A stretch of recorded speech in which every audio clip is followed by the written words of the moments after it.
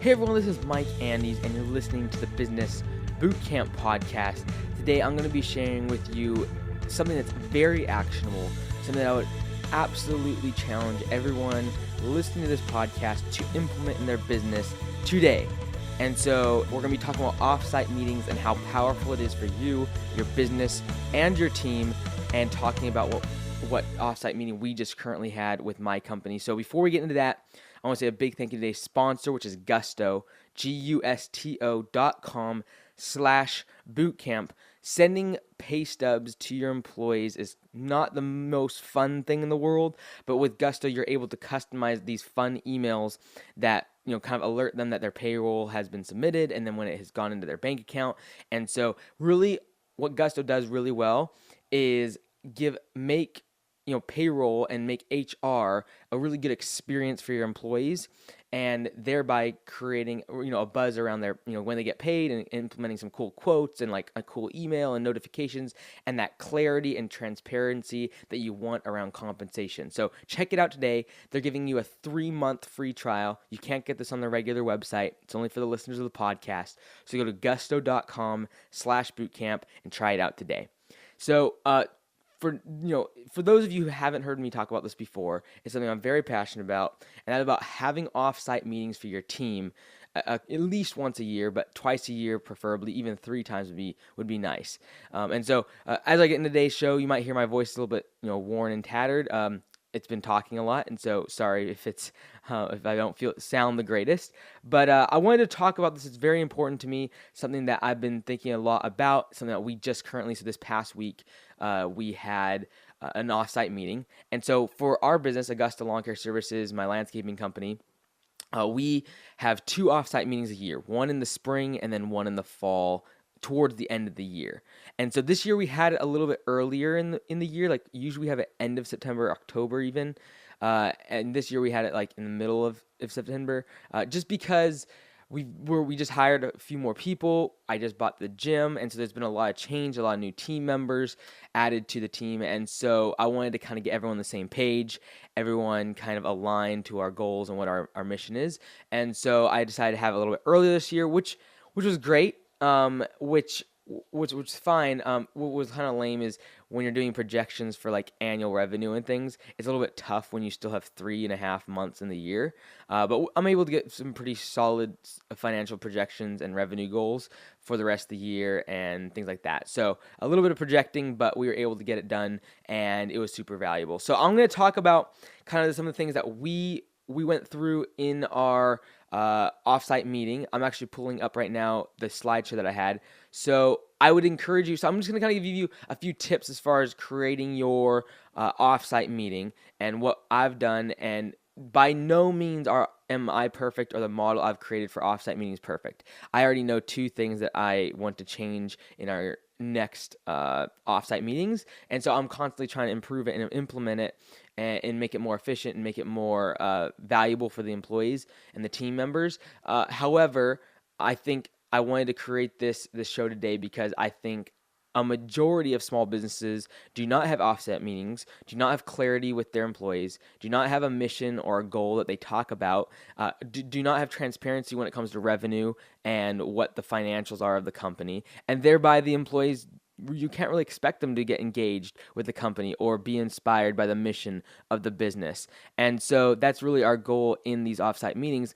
As much as it is to be transparent and share information, you're also really giving a sales pitch. You're giving a sales pitch to the team members that you want to stay long term. You're giving a sales pitch to those team members that just started and perhaps are just here at the moment for a paycheck, but you're wanting to inspire them to do something more and be more committed and be able to grow within the organization and make more money and things like that. And so it really is a sales pitch for you as the business owner, as much as it is an informative discussion and meeting and really of all the shareholders, maybe not from a stock standpoint, but shareholders being team members, people that are employed by you, people that are affected by your business. This is a great time to bring them all together. And so we started having offsite meetings once we hit, I think, like 7, 8 employees. And so we haven't turned back. We've had 4 of them now, 2 in 2017, 2 in 2018. Our very first one I actually recorded. If you go way back into the episodes, you can find a recording of our very first offsite meeting. I thought it was pretty pathetic once I look back at it now, but I still remember after that first one even being super excited that we did it, knowing that we were going to do it long term, and the clarity and the amount of buy-in from the team members after that meeting was phenomenal. And so from that meeting, I've learned a lot, changed, every single one. We've had 4 now. There's things I've changed, implemented, and kind of revised. And so based upon those 4 offsite meetings, I want to give some, tips or tricks that I've learned for you to implement your offsite meeting. And this is the bottom line, is regardless of the tips or what I give today, the bottom line is you just have to go do one. You have to go do an offsite meeting. The reason is it gives so much value to your team, and yes, it costs money. Like our last offsite meeting, the one we just had last week, it cost like $700 for the meal at the dinner. And so, yes, that's expensive. Yes, it's not cheap. There was about 18 individuals at our offsite dinner. Not everyone was able to make it, but I was able to get all the new hires, a lot of the people who have been here for a long time, everyone that was hired this calendar year, and hasn't been to an offsite meeting, they all came. I was able to actually bring the gym manager that works at Anytime Fitness, the new gym that I just purchased. She was able to be there, which was really good for her just to kind of see how he operated. And so it was really, really good. And it's not cheap. It's, $700 is not, by no means is it just a drop in the basket for many small business owners. That being said, the return on that investment is phenomenal. The amount of buy-in that employees get after an offsite meeting is so extraordinary. I promise you, you will not regret any dollar you spend in an offsite meeting. So what we do for offsite meetings is we try to get a restaurant that has a private room in the back. So if you go to, for instance, like McDonald's, it's going to be really tough to find any sort of quiet place or a place where you can have an actual professional discussion. And especially if you have a larger team, you need to have a little bit of quietness, as we found out last week as well. But anyways, we're looking for a private room, somewhere we can actually close the doors and have a private discussion and not worry about other people hearing us or hearing other people. And so like our first offsite meeting we had at one restaurant, it was in a back room, it was really nice. We had one of our offsite meetings actually at one of our employees' houses, and so that was more of a intimate, private atmosphere. And so then this past one we had was at a restaurant as well in a back private room. It was really nice. Down next, it was a nice fancy little restaurant down next to the water, not far from our shop. And so we had it in the evening, 7 o'clock, and it went for about 3 hours. And so what we do is we have dinner, and then we kind of start the discussion, the offsite meeting, we get down to business. And so I only had let's see here, seven slides that I shared with the team. And so the first slide is really just an introduction slide with my with the logo and our motto for this year. So each year we have a motto. This year our motto is think long term. So really thinking about the business from a long term perspective. My next slide is just an agenda, kind of 4 points of what we're going to be talking about. And then the next one I do is a revenue report showing every single month from the day we started the business. So over the course of the past 4.5 years, I show every single month's revenue, and they can see very clearly that we're growing very quickly, and they can see very clearly that we have grown substantially, and that it's definitely headed to the top and to the right. And so they can see that. They can see every single month. We're not trying to hide anything. And I give projections as far as for the following year. And then we talk about the next year, so 2019. So this is the second offsite of the season. So we're nigh to the end of 2018. So we start talking about 2019. At the first offsite of the year in spring is really about talking about the upcoming year. So like 2018, we had one in, I think it was March. We had an offsite meeting. And so we're talking about all about 2018, what's going to be happening in the business, things like that. Now we're at the end of 2018, so we start projecting in 2019. So I kind of have the 3 biggest things that we're going to be trying to do in 2019. And so we have our revenue goal. We have, that I really get out of all things sales, estimates, everything. I can really step out of the business completely. That was the second thing. And the third thing we are really implementing is a team training and certification program, and really making that core to our business and making sure that we are completely certified by third party certification programs, and that they can get like a diploma for it, and then like a plaque, and then get business cards, and really begin to grow out their skills and what they can do for the business and their knowledge base when it comes to landscaping and lawn care. And so those are the three like big things that we are trying to tackle in 2019. So that was the next slide, just kind of those three: the revenue, me getting out of the business completely, and then having this training and certification program for our employees. The next thing that I talk about is the key indicators, the key performance indicators of 2018. So I start to look backwards and saying, okay, what were our goals for 2018 and what accomplishments did we achieve? So, for instance, I'll just name off some of these ones. Key performance indicators: we added 11 full-time team members in 2018. Our project manager role was solidified. Our project management as a whole had a lot of improvements. And as far as our team, like our big move this year was acquiring Anytime Fitness for really to gain that franchise experience. That's what we want to do with our business. And then I go through our revenue goals for this year, what our projected revenue is, which we beat by about 8%, and then our total profit projected for this year. And then I actually list the three things that profit is being invested in. So we have the revenue, we have the projected revenue for this year because we're not finished 2018 yet, and then the total profit that's being projected for this year as well, and then what that profit is going to be invested in. So there were several things this year that we really wanted to use that money for. Number one was creating a solid cash reserve for the company. Number two was team training, so certifications, making sure the estimators are trained, which takes several months. So that takes quite a bit of profit just as far as paying out their payroll, paying them to be training, really, for the estimators to be learning. And then the third thing was to really keep the team busy full-time year-round. So even during the winter, keeping them busy by advertising for tree services, plowing, making sure we have them doing all the facility upgrades. So we are increasing our office space this winter. We're building a couple putting greens out in front of both of our offices. And so keeping them busy throughout the summer is super important to me. And so making sure they know that, okay, this is the revenue, this is what the profit is, this is what the profit is being spent on, and this is why. And so making sure they really understand that. Then I start talking, so I kind of start from a very basic level as far as like day-to-day operations, what we can do better at Augusta on a day-to-day landscaping lawn care basis. But then I start kind of, 2019, projecting forward what was going to happen. Now I really going to go higher level as far as our mission and what even beyond 2019, what we're trying to do. So in 2019, I explained about our big move. So, in 2018, our big move was buying the gym to get that franchise experience. 2019, I explained there's going to be three different things that we possibly could do that would be our next big move. One was to franchise the company finally.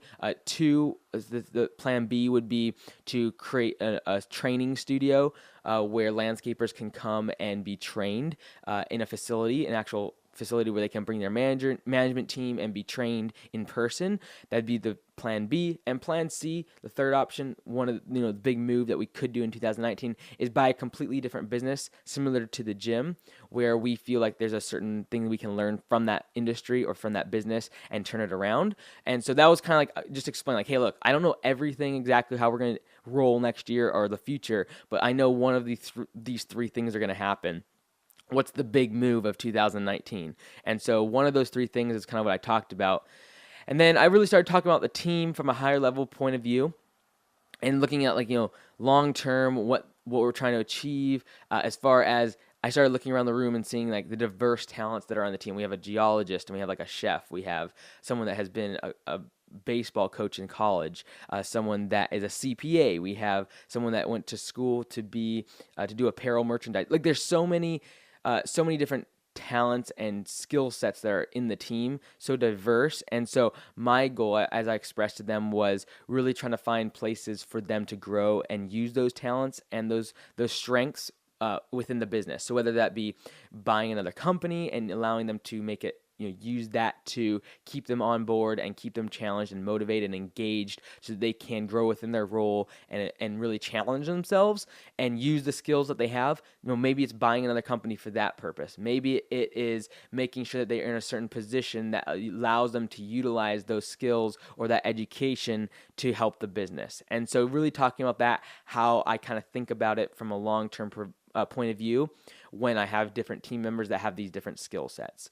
And then we talked about, like, even this coming week, I'm going to be going on a video series trip with one of my employees that is going to be filming me. So we are going to go to Texas and we're going to go to Tennessee and we're going to do a video series on landscapers that have been in the course and how they've changed their company. But we're going to go in for 48 hours for both of these different companies and basically try to improve, turn around, and really upgrade their company systems. And so we'll be looking through financials, we'll be looking through the way they operate their business, we'll be looking at their operations and trying to improve their business, their marketing, and really help them grow.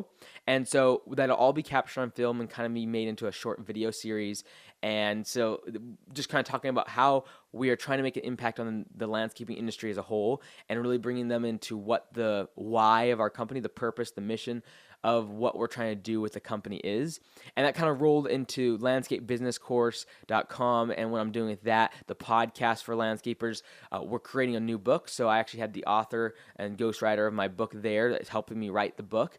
And so we're writing another book. It's going to be really fantastic. It's similar to like the E-Myth as far as the way it's written, as far as a narrative. And so it's going to be a little bit different delivery style, but super effective, I think, for our target audience. And then talking about the conference that we're having in January. So really kind of drawing them into the fact that, hey, look, I know on a day-to-day basis we are doing landscaping, we're doing lawn care, we're doing these basic things, but our mission is much larger than that, and our goals are tracking towards something much bigger. And so whether it be the conference or the podcast or the book or the online course or what we're going to be doing in 2019 or the video series that we're creating, like trying to make sure they realize that the mission and the goal is like that's the bigger picture. And yes, we got to make sure that like Augusta and landscaping and our lawn care jobs are perfect and the customers are happy, but it's all a piece of a much larger puzzle that is the mission and goal of completely changing the landscaping industry and the level of professionalism that it has. And so that's kind of where I ended my talk part of the offsite meeting. And then my next slide just said open discussion, ask anything really. And so really I do challenge them to challenge me. And so there was several questions that really challenged me from how I run the business and why I do certain things, whether it be like, this is something that's very important, is that to have that level of transparency and trust within your organization to where they can challenge you in an open setting is something you want to have. If you kind of make them feel awkward or you make them feel dumb when they ask a question that is sensitive or when they challenge you as the leader of the company, it gets very it really doesn't allow for transparency. It doesn't allow for any information flowing up or down the chain of command. And so I really push them to say, ask anything, absolutely anything, whether it be about me, the business, money, personal stuff, like whatever it was, I didn't care. What I wanted to do is make sure that they realize that they can challenge the way we're running the business. So a couple of them have questions about, how the pay structure, increasing that, getting paid time off, different types of benefits. And so I explained what we're doing this winter and how we're going to be looking at benefit packages and customizing those for each employee, and that I am thinking about that and making sure they realize that from the profit that we are creating, there are ways that every single year I'm talking to my accountant and seeing what can we implement to make sure that we are improving our compensation package. So like last winter, at the end of the year, we were able to create our guaranteed steps up of hourly pay. So back, way back, we would have where people would start like $12 an hour, $13 an hour, and then they just kind of, as they grew with the company, they would increase in pay. Last winter, we implemented where they guaranteed 15 when they start. After 1 year, they're guaranteed 18. After 2 years, they're guaranteed 20. And some of them go faster and they achieve those pay rates faster than 1 year and 2 years. But we implemented that guaranteed pay structure. And so that was something we did last winter. This winter, it'll probably be working around benefits, customizing packages for individual employees around like gym memberships or life insurance or accident insurance. or paid time off, and kind of customizing that for each employee. So that's what we'll probably be working on this winter. And so really getting an open discussion about that. They were challenging me on some of those things, and we were able to talk them through and get everyone's opinion. And so I'm able to use that data to make sure that they feel like they actually had a voice in the decision, right? And they did. Like, I listen and I do make sure that I calibrate my opinions with what the team is actually feeling. And so I don't just go in and start changing compensation plans without realizing and knowing what they actually want. So it's super valuable for you as an entrepreneur to get that criticism and this feedback and that challenge from your team members, especially if you want to keep them long term and you want them to stay around. You've got to get buy-in from them. And so they asked me lots of questions. They asked me, personally about my thoughts on money and why I want to make money and why I want to keep growing businesses. And so I was able to give a higher level view of kind of like my personal goals and ambitions and things like that. And so it's important for them to buy into that if they really believe in me at this early stage, the first and second inning of a long game. If they're believing in me now, it is important for me to be transparent about what my goals are, what the future I want it to become. And so from a financial standpoint, from giving standpoint, from operational standpoint, what is the vision for me? And then what is the vision for the businesses I create? And what's kind of like our overarching goal of where does this money all go? And so some of them had questions about that. And so it was really good to have that open conversation. I guarantee you, most business owners would be, maybe cringing or curling their toes a bit when some of the questions were offered or challenged. They were challenging me on some things, but being very open and honest, they can, like, your employees, your team, they know when you're being honest. And so being completely transparent in that moment is very important. Not holding anything back and just being very raw is what I've found to be the best. And so these offsite meetings, we take a few hours, but honestly, it's like we want to be transparent about having an open book policy so they know how much everyone's getting paid. They know how much money is going allocated to each expense item, how much we spend on fuel and insurance. Like, we have an open book policy. We don't go dive super deep on this offsite meeting that we just had. This one's a higher level view kind of thing, but it is open book policy, and you're able to see how much everything is being made, how much is being made, and where it's all going. And so and then on top of that financial kind of report, talking about the goals, the mission of the business, where we can improve is usually what we talk about in like the spring one from an operational standpoint, what we can improve within the business and what changes organizationally are being made. And then really, like I said, the biggest part of this is to make sure this is a platform they feel very, very comfortable discussing, challenging, asking you questions, discussing anything on the table about the business, anything really about the team, and really making sure that you get buy-in and everyone starts giving their 2 cents and really creating discussion instead of you just talking all the time at these offsites. So that's what I encourage you to do. So hopefully that gives you a little bit of insight, a little bit of tips as far as how to run one. This is what I want you to do, okay? This is what I want you to do this week. If you have never had an offsite meeting, I want you to create an offsite meeting in the next couple weeks for your team. And I want you to this is what you have to do. You need to find a nice restaurant that has a private room that you can close a door and have a real meeting. And I usually bring a nice big monitor that I can have my PowerPoint shown on and just hook it up to my laptop. But this is what I want you to do. I want you to create an offsite meeting. And if you never created one before, it'll absolutely change the way your team operates, and thereby will change the efficiency and the motivation of your team and will completely revolutionize your business. If you've never done this before, I promise you this is one of the greatest things you've ever heard on this podcast, regardless of whether you've heard marketing tips or other little things that I've shared that have worked for us and you've liked. This is probably the greatest tip that you could implement, the most actionable item that will bind your team together, make them a long-term team. People are going to stick with you. People are going to believe in your vision of the business, of your vision, and I promise you it'll pay big dividends. So tomorrow at the worst, I want you to pick up the phone and book the reservation for that restaurant, book that private room, and then schedule it with your employees to take that evening and buy them all dinner and make them feel good. And it's kind of a reward for them, good bonding times to create relationships, and they can have fun together, and then have this discussion, this offsite meeting about your business. And I promise you it'll pay big dividends. Send me an email about how this works for you. businessbootcamppodcast@gmail.com. I want to hear how this changes your business, because I promise you it'll do nothing short of that. So send me an email, and I can't wait to hear from you. Again, this is Mike Andes. You've been listening to the Business Bootcamp Podcast. Until next time, be great, because nothing else pays.